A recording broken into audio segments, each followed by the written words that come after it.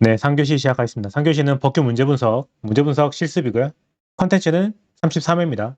2022년에 있었던 기출 33회 문제를 가지고 할 거고요. 지난 1회차 때 했던 거랑 똑같이 할 거예요. 보겠습니다. 문제 1번. 문제 1번 40점 중에 물음 1번은 10점짜리입니다.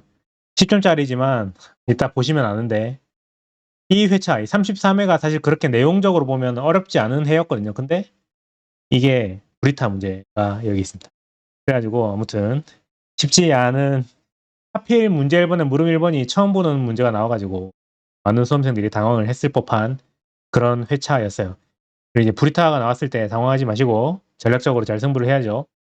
이건 최대한 이제 제가 지난 시간에 설명드렸듯이 시간 투입을 최소화하고 다른 문제 잘하면 됩니다. 아무튼 순서는 물음 1번을 한번 먼저 쭉 보시고 제일 마지막 문장을 먼저 보시죠. 제일 마지막 문장을 먼저 보고 대설문을 보고 다시 한번 물음 1번을 다시 한번 보고 그 다음에 뒤에 물음 2번, 물음 3번을 보고 오케이, 별거 없었네 싶으면 목차를 잡아야겠죠. 그 목차를 잡는 데까지 해서 5분 드려볼게요. 5분의 시간을 두고 한번 해봅시다. 네, 5분 해볼게요.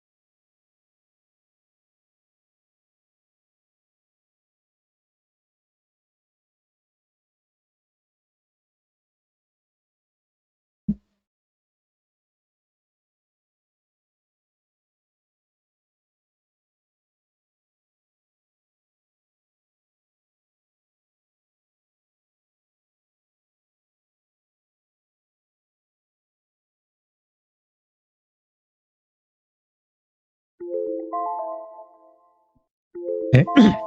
시간이 됐네요. 어때요? 이거 완전 듣도 보도 못한 그런 내용 아닌가요? 그렇다면 우리는 시간을 최소화해서 세이브해서 다른 문제를 잘하면 되죠. 뭐 어쩌겠어요. 그리고 이제 문제 1번에 이런 건 약간 또 상식인데 우리는 문제의 순서는 바꿔 적어도 됩니다. 뭐 4, 3, 2, 1 문제 4번부터 4, 3, 2, 1 순서로 가도 되고 뭐 4, 2, 3, 1 이렇게 가도 상관없어요. 이건 상관없어요. 1, 2, 3, 4 순서대로 해도 되고요. 이건 괜찮은데 만약에 문제 1번을 풀기로 했다면 이 안에서는 소물음들끼리는 순서대로 해야 됩니다. 물음 1, 물음 2, 물음 3, 물음 4 순서대로 해야 됩니다. 예를 들어 문제 1번에 물음 1번이 나오는데 내가 아무리 생각해도 도저히 잘 못 쓸 것 같은 문제란 말이에요. 그런 경우에는 문제 1번을 제일 뒤로 미루어야 합니다. 그래서 이제 뒤쪽을 보면서 제일 잘할 수 처음에 파본 검사도 하고 특히 이제 이런 거 불이타 문제를 처음에 딱 맞닥뜨리고 나면 당황할 수밖에 없죠. 당황했을 때 진정하시고 평소에 훈련을 좀 해놔야겠죠. 진정하시고 다른 문제 한번 볼까? 문제 2번, 문제 3번, 문제 4번까지 끝까지 한번 보고 나서 오케이. 나 이 회차에서 문제 2번 잘할 수 있을 것 같아. 문제 3번 잘할 수 있을 것 같아 라고 판단했으면 그 문제를 제일 먼저 쓰시면 됩니다. 이 순서 바꾸는 거는 상관없어요. 근데 제일 먼저 썼던 문제가 답안지에 제일 먼저 적은 그 내용이 너무 허접하면 교수님 입장에서는 그렇죠. 우리를 이제 과소평가하시게 됩니다. 실제 우리가 불이타라서 잘 못 적은 건데 교수님은 얘가 공부가 부족한 친구구나라고 오해를 하실 수 있어요. 우리는 좋은 방향의 오해를 일으켜야지 그런 식은 안 좋잖아요. 아무튼 그래요. 네, 아무튼 불이타라서 잘 준비하기는 어려운 문제이긴 했습니다. 그런데 불이타니까 그 누구도 잘 득점을 잘할 수 없었을 거예요. 하지만 그럼에도 불구하고 마지막 여기 단서에서 구분하여 설명하라고 나온 거 있잖아요. 요게 조금의 힌트가 될 겁니다. 그래서 제 목차 보세요. 뭐 잘하기 어렵죠. 하지만 현실적으로 이제 실제 시험장에서 요 정도의 판단을 할 수 있어야 됩니다. 그렇다면 시키는 대로 하자. 이전고시 효력이 발생한 경우와 발생하지 않은 경우로 구분해서 효력 발생 전후라고 해버렸네. 효력 발생이 있는 경우, 안 된 경우 이렇게 구분하면 되겠죠. 목차를. 이렇게 해가지고 상식적으로 이전 고시에 효력이 발생했다면 뭐 이전 고시가 뭔지 잘 모르겠어. 하지만 물론 이제 공부를 열심히 하셨다면 도정법에 따른 이전 고시가 뭔지 아시는 분이라면 뭐 수월했겠지만 아는 사람이 많지 않았을 것 같아요. 아무튼 이전 고시에 효력이 발생한 경우라면 뭔가 잘 모르지만 이전 고시가 효력을 발생했다? 되돌릴 수 없을 것 같지 않나요? 언제에 비해서? 이전 고시의 효력이 발생하기 이전에 비해서. 그러니까 이전 고시의 효력이 발생하지 않았다면 뭔가 이제 최후의 막판 뒤집기라도 할 수 있을 것 같은데 이전 고시라는 뭔가 누군가에게 불특정 다수에게 고시를 해버린다면 더 이상 되돌릴 수 없을 것 같은 그런 느낌적인 느낌이 있지 않나요? 아무튼 그런 판단이 좀 섰다면 전혀 모르지만 오케이. 이전 고시 효력이 발생했다면 되돌릴 수 없을 것 같다. 따라서 법원은 수용 재개를 취소할 수 없을 것이다. 취소 못한다. 반면 이전 고시의 효력이 발생하지 않은 경우라면 제 얼굴이 있으니까 위로 갈게요. 이전 고시의 효력이 발생하지 않은 경우라면 왠지 느낌적으로 요거랑 좀 대비해야 될 것 같잖아요. 이전 고시의 효력이 발생한 경우랑 대비해서 취소 가능하다. 이런 식으로 좀 써야 될 것 같지 않나요? 느낌적으로. 네. 요런 판단이 가능하다면 여러분은 내년에 합격하실 거예요. 요 정도에 도달하기 위해서는 훈련을 해야 됩니다. 불이타 문제를 맞닥뜨렸을 때 이런 식의 사고를 하는 훈련을 미리 해놨다면 시험장에서 대처를 할 수 있을 거예요. 우리 역대 기출 문제들을 보면 이런 식의 불이타가 종종 나옵니다. 상식으로 대처해야 되는 그런 불이타가 종종 나옵니다. 그때 제가 어떻게 대처를 할 건지는 예시답안과 강평을 가지고 충분히 설명을 드릴 테니까 따라오시면 될 것 같고요. 문제 1번은 물음 1번이었습니다. 목차 한번 보여드릴까요? 네, 문제 소재. 네, 제가 이제 목차 이렇게 잡았지만 어쩌겠어요. 이거는 자 관련 법령의 검토, 관련 판례의 검토, 사안의 해결. 이게 기본 뭐 어떻게 대응해야 될지 잘 모르겠을 때 기본 목차라고 생각하시면 됩니다. 관련된 행정적인 법적 검토는 기본적으로 따라준다고 생각하시고, 특히 우리 뭐 어떻게 해도 잘할 수 없는 문제잖아요.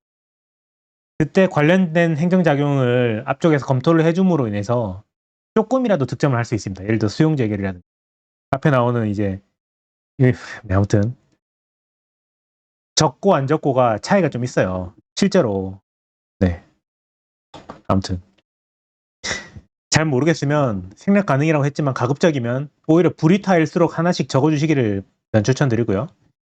그리고 관련 법령도 이제 나중에 보시면 이 문제 뒤에 쭉 가보면 아는데 참조조문이랑 쭉 있어요.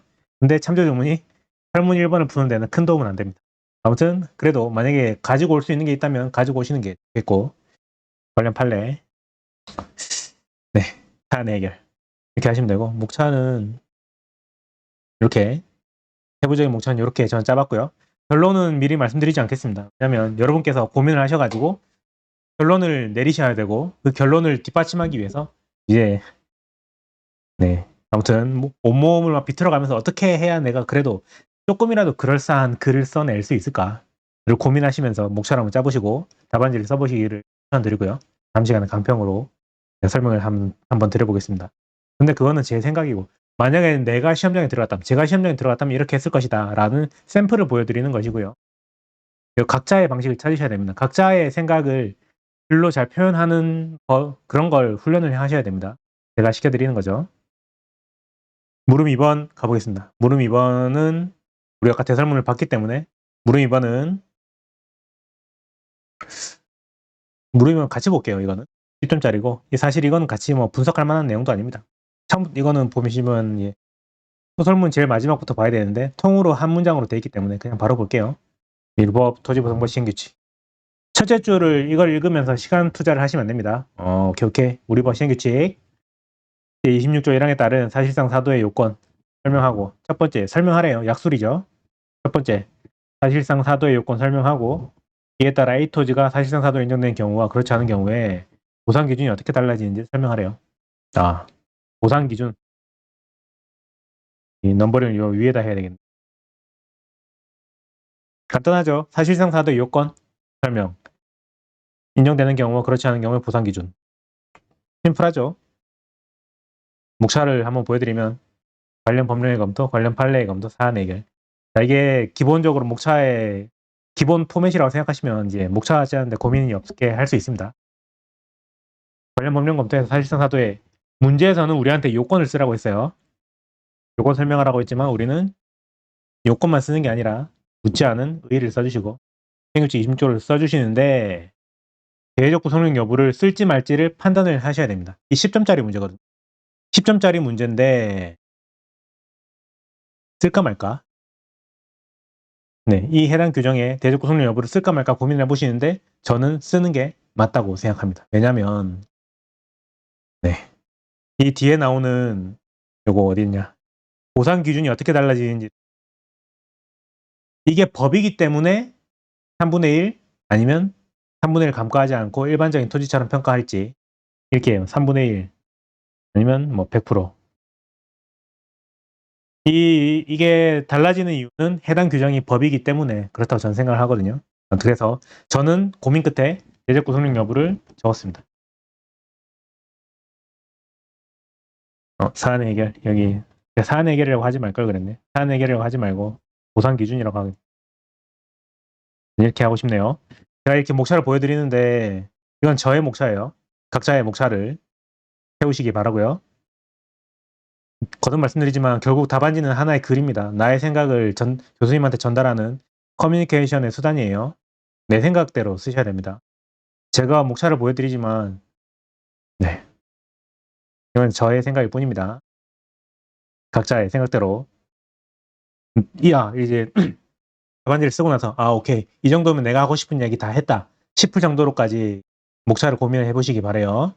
제 거는 뭐 참고만 하시고, 제가 이제 경험적으로 과거를 생각해 보면요, 제가 이제 100명이 넘는 수험생을 이제 가르쳐 봤지 않겠습니까? 지도를 해본 결과 거의 진짜 좀 충실히 따라오신 분들은 거의 다 합격을 하셨어요. 근데 제가 아직도 기억이 나는 정말 안타까운 친구가 한 명 있는데 저는 이제 그 친구만큼 열심히 한 사람을 보진 못했어요. 근데 그 친구는 어떻게 공부를 했냐면 제가 예시 답안을 나눠 드린 걸 진짜 토션 제 답안을 외우는 거예요. 저는 이제 저는 암기를 정말 싫어하는 사람으로서 결국 당신의 생각을 끄집어내는 식으로 연습을 해야 된다. 그 훈련을 해서 시험장에 들어가야 된다고 이제 거듭 말씀드렸지만 그분은 제 기본 강의 서브노트를 달달 외우시고 잘했죠. 열심히 하셨죠.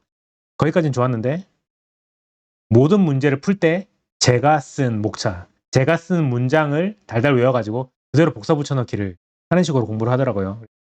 여러 번 제가 말렸는데 저는 이렇게 하는 게 마음이 편하고 이렇게 해도 충분히 될 것 같다라고 생각합니다라고 저한테 이제 반박을 하더라고요. 그래서 뭐 자기가 그게 편하다는데 어떡겠어요. 공부는 자기 편한 대로 해야 되니까.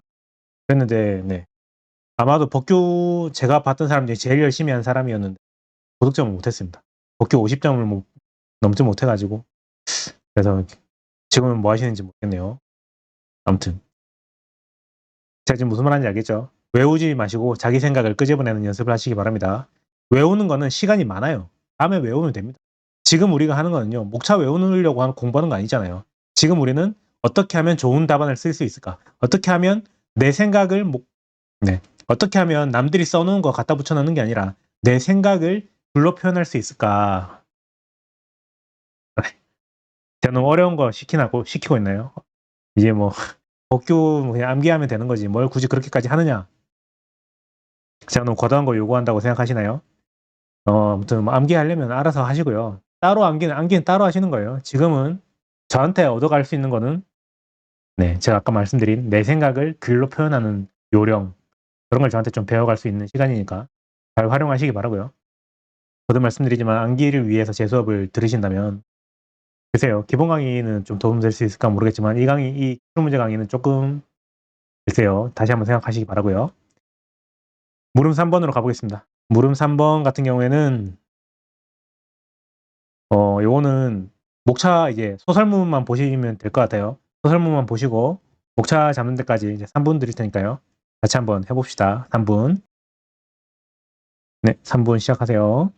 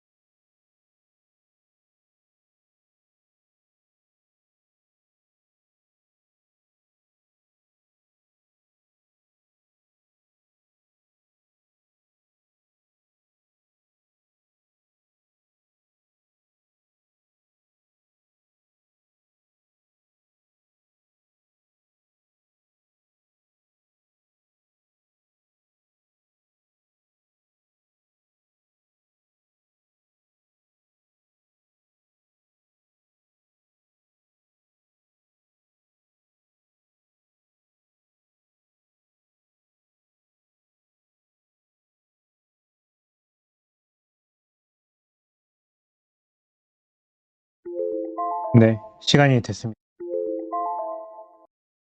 네, 시간이 됐습니다. 어때요? 이 문제는 잘할 수 있겠죠? 단, 관련된 판례를 알고 있었다면. 네, 그래서 이 문제 같은 경우에는 갑과 을이 나오죠. 갑은 소유자로서 재결을 거쳤어요.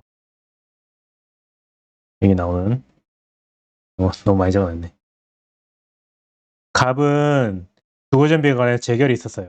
그러면 을에 대해서는 주거전비의 재결이 없어요. 을은 기본적으로 세입자이기 때문에 보상의 대상이 아니죠. 네. 물론 이제 뭐 자잘한 보상을 받을 수 있겠지만 아무튼 기본적으로 소유권에 대해서 보상이 나가고요. 세입자에 대해서는 소유권에 대한 보상이 아니라 뭐 보통 이제 공익 사업으로 인해서 더 이상 그곳에 거주할 수 없게 되는 그 현실을 반영해서 실비 보상을 해주는 느낌으로 세입자한테는 가잖아요. 아무튼 그런데 을에 대해서는 을은 받을 수 있는 게 몇 개 안 되는데 그 중에 하나가 주거이전비인데 주거이전비에 대해서 재결을 안 했대요. 을에 대한 재결이 없습니다. 지금 주거이전비 재결이 없어요. 이 상황에서 갑은 이미 있었던 재결에 불복해서 주거이전비의 증액을 청구하고자 하고 을은 이대로 갔다가는 애초에 주거이전비 자체를 못 받게 되는 상황이란 말이죠. 그런 상황에서 주거이전비의 지급을 청구하고자 한 근데 소송을 제기하려고 만약에 을이 지금 상황에서 만약에 문제에서 소송을 설명하시오라고 하지 말고 권리구제 수단을 설명하라 그랬으면 우리는 일단 소송 말고 비소송적인 수단으로서 재결 신청 또는 협의를 먼저 답안지에 적어줬어야 할 거예요. 왜냐면 우리 법에서 어지간해서는 거의 다 재결을 거치라고 해놨으니까 소송을 곧바로 하지 말고 어지간하면 다 재결을 통해서 니네들끼리 사업 시행자랑 이제 해당 소유자나 관계인들끼리 니들끼리 한번 합의를 보고 안 되면 이제 토지수용위원회 재결을 한번 중재를 거치고 그래도 안 되면 소송을 제기하라고 우리 법의 시스템이 그렇게 만들어져 있잖아요.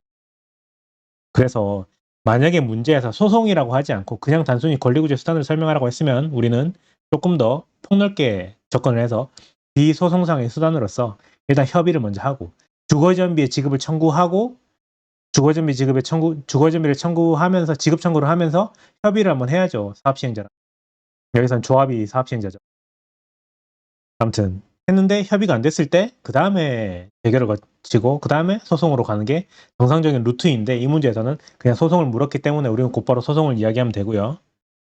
문제 분석 같이 한번 해볼게요. 같이 한번 빠르게 한번 읽어가 보겠습니다. 제일 마지막 문장부터. 갑과 을의 권리구제 수단에 관련된 적합한 수단을 설명해라. 소송을 설명하래요.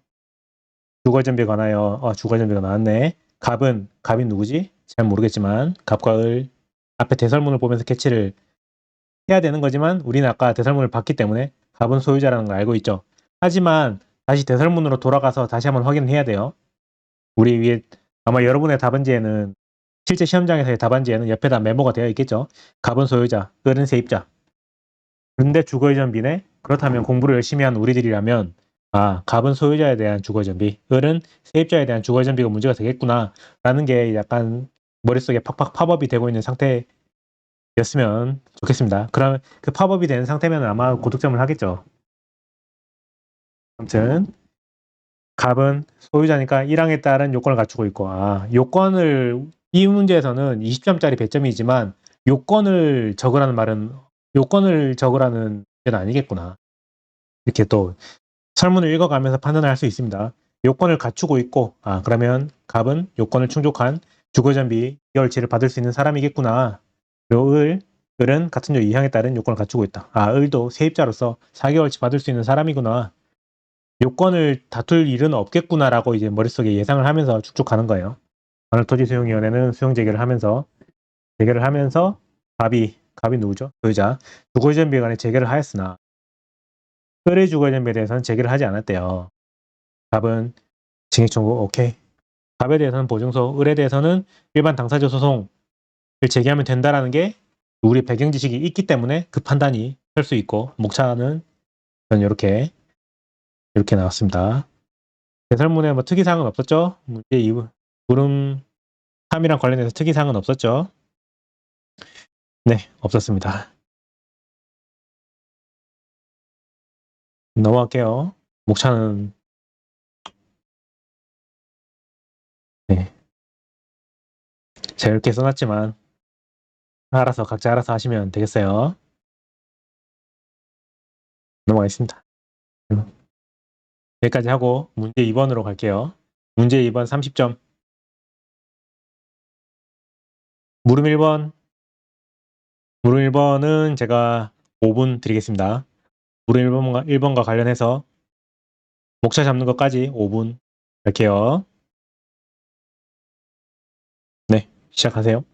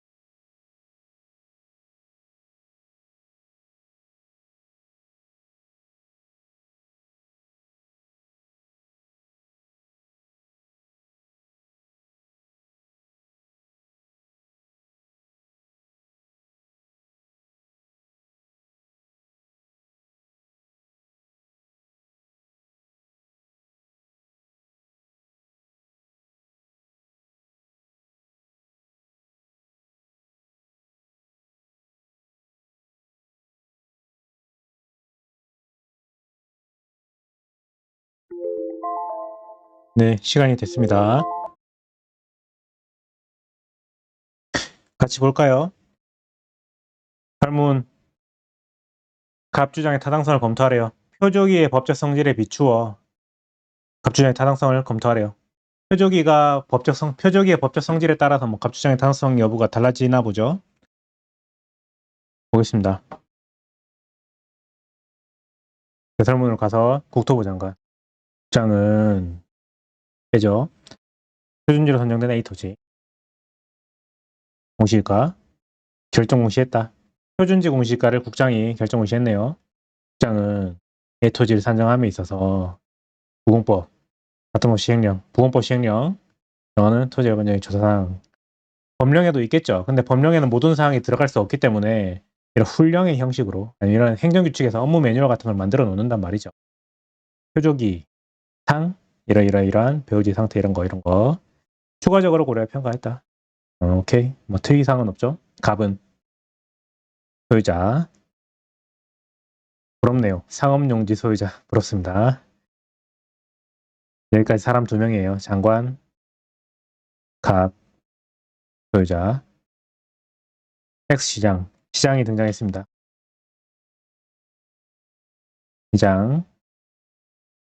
시장은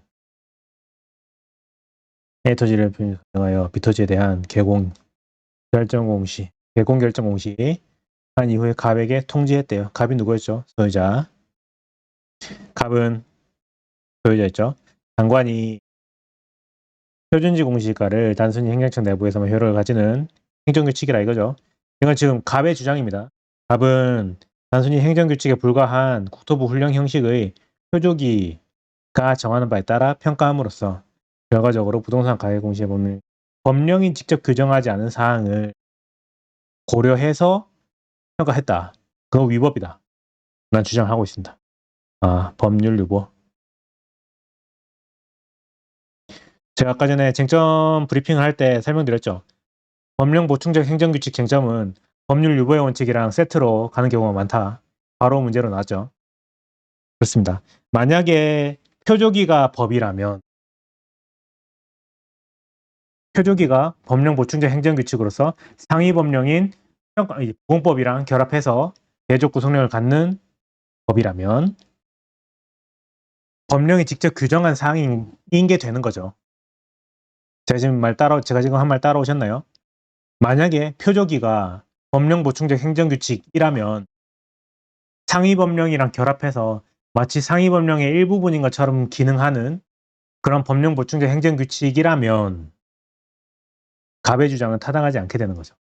왜냐하면 법보행도 법령이기 때문에 부동산 가격 공시와 관련된 법령이기 때문에 표조기에 근거해서 내린 공시지가는 적법하게 되는 거죠. 직접 규정된 사항을 고려한 거죠. 제 말 따라오셨나요?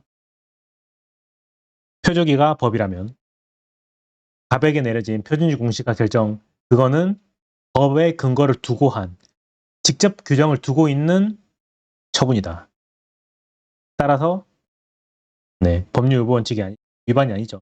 다른 이유로 위법하게 될 수는 있어요. 그거는 모르겠어요. 근데 문제에는 그런 말은 없고 단지 갑이 주장하는 거는 법에 근거 없이 했다. 저거 훈령에 불과한데 법도 아닌데 관련 법령에는 뭐 상업용지에 대해서 배우지의 상태, 고객의 질과 양 이런 거 고려하지 말고 고려하라는 말이 전혀 없는데 자기들 마음대로 훈령에 있는 걸 가지고 와서 고려했다. 그 내용이 옳고 그름을 떠나서 지금 갑은 그 내용이 잘 됐다 잘못됐다 그런 말을 하는 게 아니고요. 갑은 단지 법에 근거 없이 했다라는 그 주장 하나만 하고 있어요. 그럼 우리는 그 주장에만 포커스를 두고 설명을 해야 될 겁니다.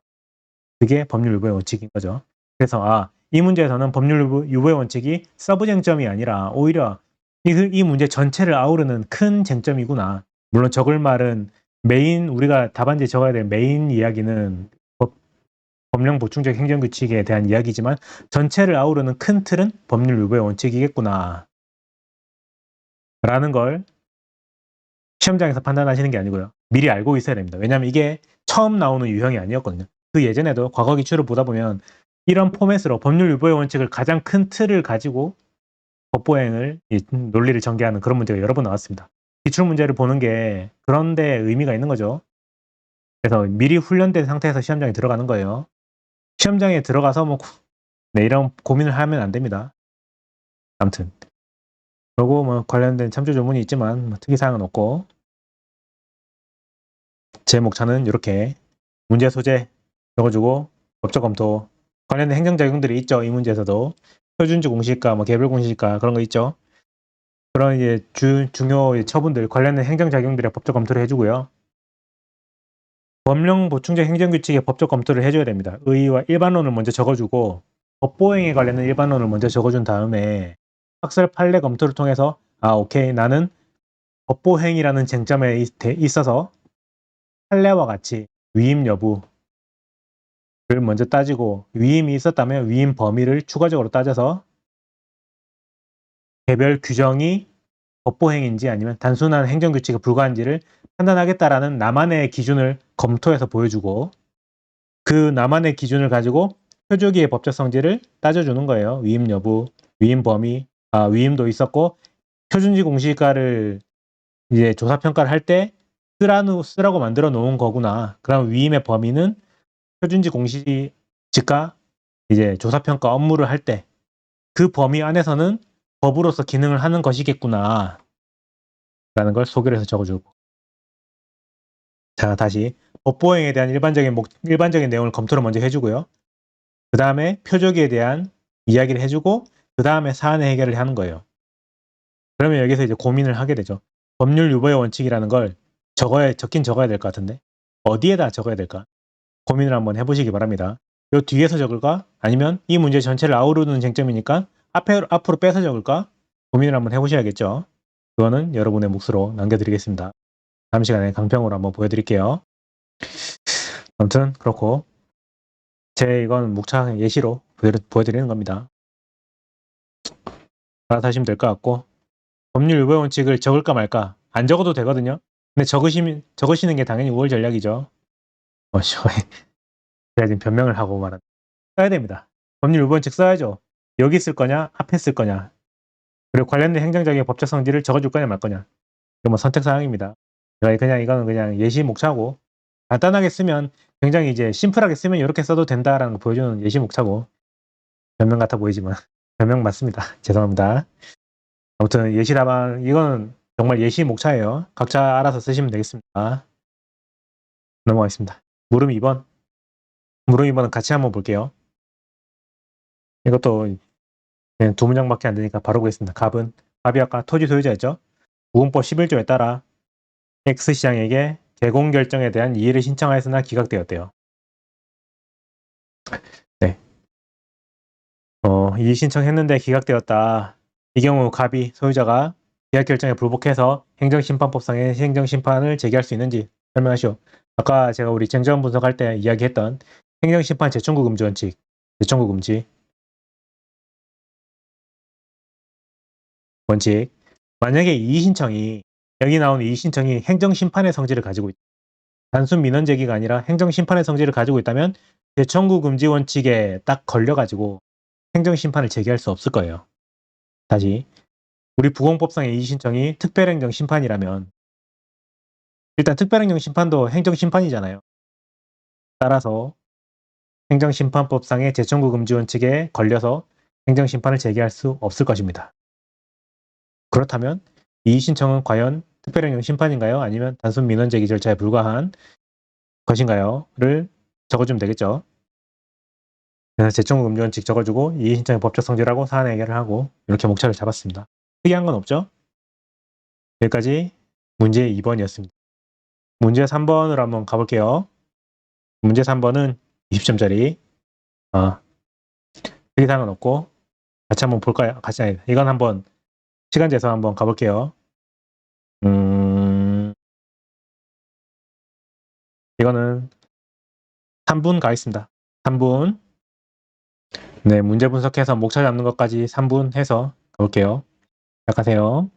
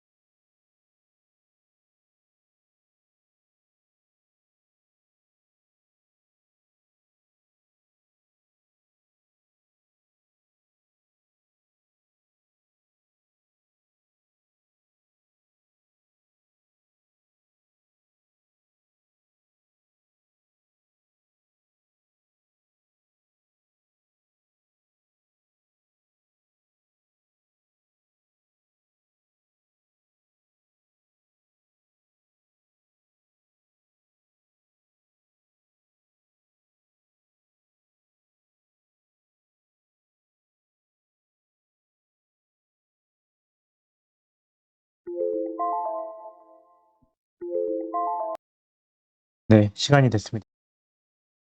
특이사항은 없죠? 절차상 하자와 관련된 전형적인 문제이고, 같이 한번 볼게요. 답에 대한 답은 평가사죠. 여러분도 빨리 평가사가 되시기 바랍니다. 자격 취소 처분. 평가사라면 누구나 두려워할 수밖에 없는 자격 취소 처분이 적법한지 설명하시오. 평가사 갑은 A법인에 형식적으로만 정을 두었을 뿐, A법인에서 전혀. 여러분 이제 문제를 읽다 보면 아까 우리 브리타 문제를 만났을 때 상식을 동원해야 된다고 제가 말드렸잖아요. 그때 약간 이런 센 워딩이 있으면 좀 참고를 하시면 좋습니다. 전혀 수행하지 않았다. 뭔가 이제 출제자가 네, 아무튼 전혀 이런 센 워딩은 참고하시면 좋고요. 네, 이런 걸 명의대여라고 하죠. 명의대여. 우리 법 27조에서 규정하고 있는 그런 명의대여 금지 원칙이 있는데 위반했죠. 이에 대해 장관은 관리징계위원회. 관리징계위원회 아시죠? 징계 절차를 할 때 최종적으로 국토부 장관이 징계를 하지만 장관이 단독으로 징계 여부를 결정하는 게 아니고 관리징계위원회를 만들어서 의사결정을 합니다. 관리징계위원회에서 징계를 할지 말지 결정하고 징계를 한다면 어떤 강도의 징계를 할 것인지를 결정을 해요. 그러면 장관이 그 의결된 내용을 그대로 받아서 징계 처분을 하게 됩니다. 아무튼 의결을 거치고 사전 통지도 거치고 자격 취소 처분을 했대요. 사전 통지도 했네요. 그러면서 처분 사유. 사전 통지에는 처분 사유를 기재를 합니다. 그리고 처분을 하게 된 현실적인 사유를 기재를 하고요. 그 법적인 근거도 기재를 하게 됩니다. 이렇게 했다. 갑이 평가사죠. 나쁜 사람. 사전 통지서에 기재된 의견 제출 기한 내에 청문을 신청했으나 장관은 우리 법에서 보니까 아까 뒤에 참조 조문이 있었죠. 참조 조문 보니까 청문 절차는 13조 1항 1호에 따른 자격 취소를 할 때는 청문을 거치지만 39조 39조 2항의 징계로서 자격 취소를 할 때는 청문을 해야 된다는 규정이 없다. 그렇다면 청문을 생략해도 되는 거 아닐까라고 장관이 생각을 한 것 같습니다. 참고로 이제 13조 1항에 따른 이제 자격 취소 같은 경우에는 여기 앞에 나오는 부정한 방법으로 자격을 받은 경우 대리 시험을 쳤다든지 그런 게 있겠죠. 이제 다양한 사례가 있겠지만 아무튼 그런 경우에는 청문을 거쳐야 되지만 그렇지 않은 경우에는 청문을 거칠 필요가 없다라고 장관은 생각을 했어요. 근데 그거는 이제 갑은 그건 장관 당신 생각이고 이건 해야 된다. 내가 이제 의견 제출 기한 내에 이제 나에게 사전 통지를 했으면 나의 의견을 듣겠다는 말 아니냐. 따라서 내 의견을 조금 더 정확하게 제기하기 위해서 청문을 신청합니다라고 했는데 장관이 거부했단 말이에요. 거부하게 된 이유는 규정이 없기 때문에. 그리고 특별히 실시할 필요도 없기 때문에. 이렇게 그렇습니다. 어때요? 여러분의 상식적으로 누구 말이 맞는 것 같습니까? 물론 이제 사실관계나 정황상 보면 장관이 한 게 맞죠. 장관이 한 게 맞는데 근데 갑의 말도 논리적으로 보면 완전히 틀린 말은 아닌 것 같고 왜냐면 법에서 청문을 반드시 해야 된다는 말은 없지만 그건 우리 평가사법에서 그렇고 일반 행정절차법에 보면 이런 자격 취소 같이 센 이제 아무튼 이제 이 청문 절차 아시죠? 행정절차법에 나오는 청문 절차에 대해서 한번 법조문을 보시면 이런 자격 같은 걸 권한을 박탈하는 행위를 할 때는 청문을 거치도록 해놨습니다. 아무튼 절차상 하자가 존재하는지 여부를 논의를 해줄 때 청문이 필수적인 절차인지 특히 당사자가 신청을 했을 때는 어떻게 해야 되는지에 대해서 우리 평가사법만 봤을 때는 꼭 해줄 필요가 없는 건 맞는데 우리 행정 절차와 관련된 일반법의 지위를 갖는 행정절차법에서는 이런 경우 해줘야 될 것 같다는 생각도 들고 여기서부터 우리의 판단이 들어가는 거죠. 그렇습니다. 이런 제가 잡은 목차고요. 일단 절차상 하자와 관련된 스탠다드적인 문제이기 때문에 절차상 하자가 존재하는지 여부가 가장 큰 덩어리를 차지할 거고요. 아마 20점 중에 이 내용 절차상 하자 존재 여부가 아마 12점, 13점 정도의 비중을 가지고 있을 거예요. 절반 이상. 그리고 독자적 위법 사유가 되는지, 그리고 위법의 정도, 그리고 마지막 사안 해결이 들어가야 되겠죠. 로마자 6번 결론, 사안 해결. 목차를 대충 이렇게 짜면 될 것 같고, 절차상하자 존재 여부가 관건일 겁니다. 목차는 이 절차상하자 존재 여부에서 청문이 필수적인 절차인지, 이 논의를 해주기 위해서 관련된 법령을 검토를 해야 되죠. 법령. 제가 여기는 이제 큼직한 목차만 보여드렸기 때문에 법령들, 어떤 법령들을 어떤 식으로 검토를 할 건지는 여러분의 이제 두뇌 풀가동을 한번 해보시기 바랍니다. 그래서 사안 해결까지 쭉 끌고 나가시면 되겠고, 넘어갈게요. 문제 4번. 문제 4번은 약술이에요. 10점짜리. 그냥 바로 같이 한번 보겠습니다. 평가사법상 감정평가법인 등의 손해배상 책임의 성립 요건에 관해 설명하래요. 제가 약술 문제는 크게 행위와 조직이라고 말씀드렸죠. 행위에 대한 약술, 조직에 대한 약술. 사실 이거는 행위는 아니에요. 근데 조직보다는 행위에 좀 가깝죠. 아무튼 됐고, 약술 문제는 묻는 것만 답할 거냐, 아니면 묻지 않은 것도 답할 거냐 를 고민을 하셔야 되는데, 당연히 묻지 않은 것도 기본적으로 깔아놓고 시작해야 되죠. 당연히 뭐 의의부터 시작해서 성질, 법적 성질 적어주시고, 그 다음에 요건. 이 순서대로 가는 게 맞지 않겠습니까? 1, 2 법적 성질, 3 성립 요건. 약 어때요? 약술 문제 목 찾기 쉽죠? 이렇게 쓰시면 됩니다. 그러니까 이제 완전 이제 약술 문제는 이런 식으로 전혀 일말의 고민 없이 쓰시면 되고요. 네, 목차를 한번 볼까요? 의미 법적 성질이란 목차를 저는 잡았네요. 상관없고 알아서 쓰시면 되고, 성립 요건, 이 문제에서 이제 손해배상 책임 아시죠? 우리 법 28조에 나오는 감정평가 법인 등이 사무소도 포함합니다. 감정평가 행위를 하면서 고의 또는 과실로 이제 부당한 감정평가를 함으로 인해서 타인에게 재산상의 손해를 입혔을 때, 여기까지가 이제 성립 요건이죠. 그리고 상당인 경우에는 우리 법에는 명시되어 있지 않지만 부가적으로 이제 검토를 해주는 요건이죠. 여기까지 성립 요건을 따박따박 적어주면 되는데요. 여기까지 하시면 10점 만점에 7점까지 7점 득점할 수 있습니다. 근데 여기서 한 발 더 나가고 싶으면 숨어있는 쟁점이 있어요. 손해배상 책임과 관련해서 공부를 열심히 한 사람이라면 모를 수 없는 숨어있는 쟁점이 있는데, 그건 바로 민법상 손해배상 책임과의 관계입니다. 민법 750조 아시죠? 750조.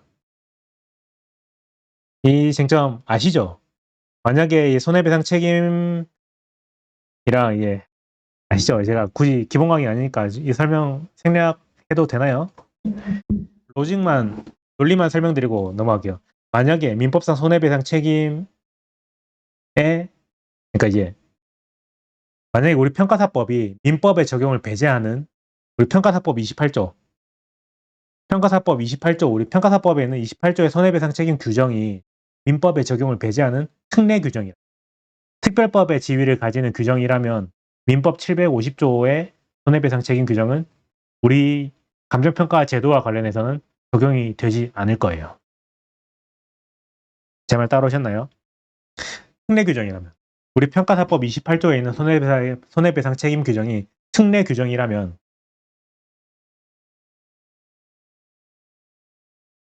다른 말로 특칙이라고도 합니다. 특례 규정 혹은 특칙이라면 민법 750조에서 규정하고 있는 손해배상 책임의 요건 같은 게 적용이 안 될 수도 있어요.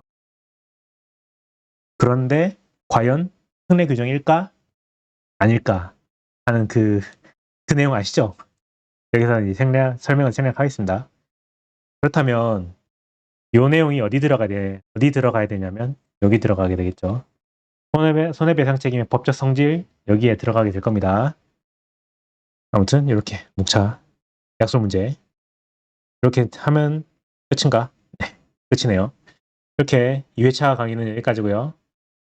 답안지를 한번 각자 써서 저희 이제 과외를 받으시는 분들은 제출하시면 제가 또 첨삭을 해드리겠죠. 그렇게 하시면 되고, 아닌 분들은 각자 답안지 열심히 쓰셔가지고 다음 시간에 저희 강편과 함께 공부를 해주시면 되겠습니다. 네, 거듭 말씀드리지만 지금 답안지 쓰는 연습을 하는 게 아니고, 물론 궁극적으로 답안지 쓰는 연습하는 거죠. 하지만 뭐랄까, 시간을 정해놓고 100분 정해놓고 100점짜리 푼다, 그런 느낌으로 접근하지 마시고 내가 할 수 있는 최선의 글을 써낸다 라는 생각을 가지고 이제 수업을 듣고 따라오셨으면 좋겠습니다. 네, 여기까지 할게요. 수고하셨습니다.